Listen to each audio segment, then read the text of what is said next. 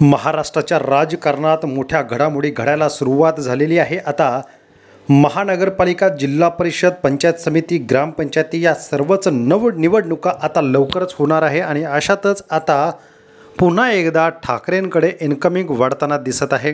तर दुसरीकडे मुंबईमधून अतिशय महत्त्वाची जी बातमी आहे तीच जाणून घेऊयात। त्यापूर्वी चॅनलला सबस्क्राईब करा, व्हिडिओला लाईक करून शेअर करा। मित्रांनो, दोन भाऊ एकत्र येण्याची जोरदार चर्चा सुरू झाली।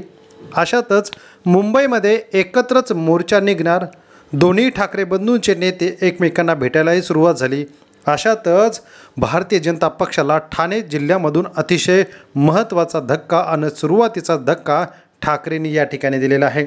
ज्या ठाकरेंचा पक्ष फोडून नगरसेवक फोड, आमदार फोड, खासदार फोड, पदाधिकारी फोड हे सुरू असतानाच आता भाजप ही पहिल्यासारखी राहिली नाही। भाजपची विचारधारा ही फक्त सत्ता केंद्रित झाली आहे। थेट असे आरोप करत भाजपच्या ज्येष्ठ पदाधिकारी नेत्यांनी तितकंच नव्हे तर सभापतीचे, स्थायी समितीचे सभापती राहिलेले कल्याण डोंबिवली महानगरपालिकेचे स्थायी समिती सभापती विकास म्हात्रे आणि त्यांच्या पत्नी माजी नगरसेविका कविता म्हात्रे यांनी भाजपला आज सोडचिठ्ठी दिलेली आहे। भाजप कार्याध्यक्ष आमदार रवींद्र चव्हाण यांनी वेळोवेळी त्यांना थांबवण्याचा प्रयत्न केला, मात्र ते थांबायला तयार झाले नाहीत। ज्या ठिकाणी आपलं मन लागत नाही आणि लोकांना या ठिकाणी सत्तेपुढे आपल्याला नको ती वचनं देऊन ते पूर्ण करता येत नाही, याचमुळे आपण राजीनामा देऊन उद्धव ठाकरे यांच्या सेनेमध्ये जाणार असल्याचं स्पष्ट केलेलं आहे।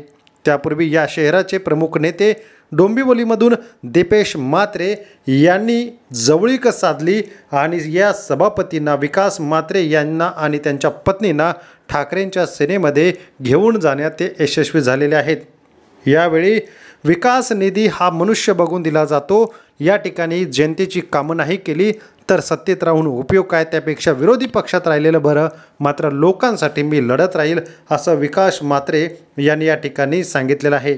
भाजपला सोडचिठ्ठी देत ठाणे जिल्ह्यामधून हा पहिला धक्का आमदार रवींद्र चव्हाण यांच्याच शहरातून, यांच्याच विधानसभा मतदारसंघातून मिळाल्याने भाजपसाठी ही निवडणुकीच्या तोंडावरती, कल्याण डोंबिवली महापालिकेच्या निवडणूक तोंडावर धक्का मानला जातोय।